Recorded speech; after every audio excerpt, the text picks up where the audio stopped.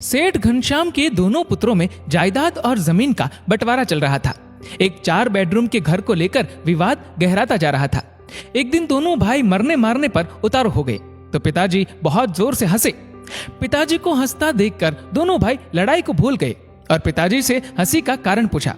पिताजी ने कहा, इस छोटे से जमीन के टुकड़े के लिए इतना लड़ रहे हो, छोड़ो इसे, आओ मेरे साथ, एक अनमोल खजाना दिखाता हूं मैं तुम्हें।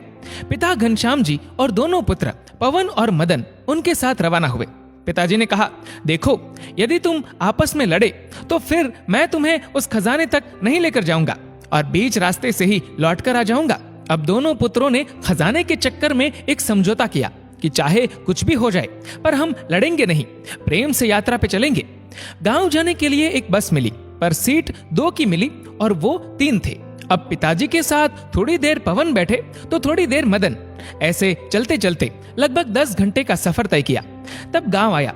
घनश्याम जी दोनों पुत्रों को लेकर एक बहुत बड़ी हवेली पर गए। हवेली चारों तरफ से सुनसान थी।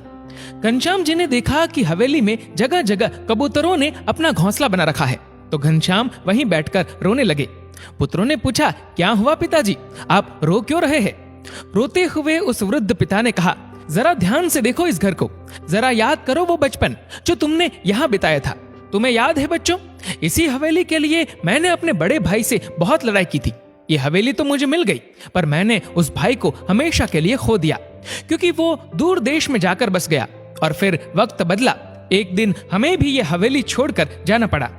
अच्छा, तुम ये बताओ बेटा कि जिस सीट पर हम बैठकर आए थे क्या वो बस की सीट हमें मिल गई? और यदि मिल भी जाती तो क्या वो सीट हमेशा हमेशा के लिए हमारी हो जाती? मतलब कि उस सीट पर हमारे सिवा और कोई नहीं बैठ सकता? दोनों पुत्रों ने एक साथ कहा कि ऐसे कैसे हो सकता है? बस की यात्रा तो चलती रहती है और उस सीट पर सवारियां बदलती रहती है। पहले हम बैठे थे, आज कोई और बैठा होगा और पता नहीं कल कोई और बैठेगा। और वैसे भी उस सीट में क्या रखा है जो थोड़ी सी देर के लिए हमारी है? पिताजी पहले हंसे और फिर आंखों में आंसू भरकर बोले, देखो, यही मैं तुम्हें समझा रहा हूँ कि थोड़ी देर के लिए जो तुम्हारा है, तुमसे पहले उसका मालिक कोई और था। थोड़ी सी देर के लिए तुम हो और थोड़ी देर बाद कोई और हो जाएगा। बस बेटा, एक बात का ध्यान रखना कि इस थोड़ी सी देर के लिए कहीं तुम अपने अनमोल रिश्तों की आहुति न दे देना।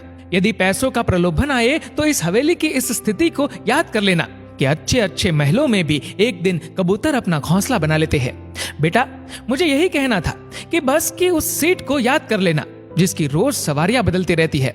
जिस तरह से बस की यात्रा में तालमेल बिठाया था, बस वैसे ही जीवन की यात्रा में भी तालमेल बिठाते रहना। दोनों पुत्र पिताजी का अभिप्राय समझ गए और पिता के चरणों में गिरकर रोने लगे। दोस्तों, जो कुछ भी ऐश्वर्य, धन, संपदा हमारे पास है वो सब कुछ बस थोड़ी देर के लिए ही है। थोड़ी थोड़ी देर में यात्री भी बदल जाते हैं और मालिक भी। रिश्ते भी इमारत की ही तरह होते हैं। हल्की फुल्की दरारें नजर आए तो इमारत को मत तोड़िए, उसकी मरम्मत कीजिए। दोस्तों, इस वीडियो को लेकर आपकी क्या राय है नीचे कमेंट करके जरूर बताएगा। और अगर आपको वीडियो अच्छा लगा हो तो इस वीडियो को लाइक करेगा, शेयर करेगा ज्यादा से ज्यादा लोगों तक। और ऐसी और भी इंस्पिरेशनल वीडियोस के लिए सब्सक्राइब करें हमारे यूट्यूब चैनल को और फेसबुक पर फॉलो करें हमारे पेज को। धन्यवाद।